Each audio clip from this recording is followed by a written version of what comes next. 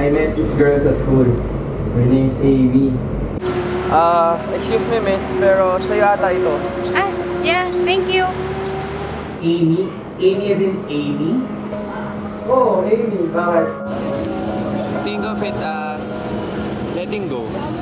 Lagi nga kami magkasama eh, saka parang gusto ka na siya. Ito. Uy, hindi ka na nakakatawa ah. Napapaliw ka na ba? Nababaliw? Eh, ikaw ata nababaliw dito eh. There is no way nakausap mo si Amy. Ayan o, kausap ko, Amy o. Ano ba problema nyo?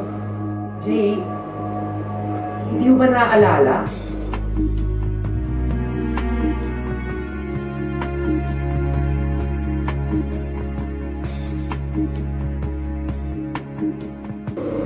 Hindi totoo yan.